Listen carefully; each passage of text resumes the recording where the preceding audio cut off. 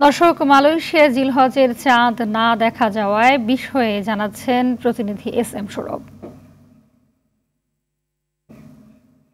মঙ্গলবার মালয়েশিয়ার পার্শ্ববর্তী দেশ ইন্দোনেশিয়ার আকাশে পবিত্র জিলহজ মাসের চাঁদ দেখা গেলেও মালয়েশিয়ার আকাশে জিলহজ মাসের চাঁদ দেখা যায়নি।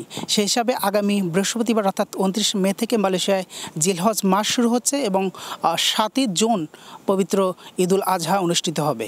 মঙ্গলবার রাত 10টায় দেশটির রাজা ইয়াংডি পাডুয়ান আগং দাতু মোহাম্মদ আসলান আজিমানে ঘোষণা দিয়েছেন। যদিও তিনি দেশটির সকল রাজ্যের রাজাদের মতামতের ভিত্তিতেই এই ঘোষণা দিয়েছেন। আমি আপনাদেরকে আরেকটু বলে রাখি, মালয়েশিয়ায় মুসলিম সম্প্রদায়ের যে ধর্মীয় অনুষ্ঠানগুলো হয় বা এই ধর্মীয় উৎসবের ঘোষণা কিন্তু প্রধানমন্ত্রীর পরিবর্তে মালয়েশিয়ার রাজা কিন্তু এই ঘোষণা দিয়ে থাকেন।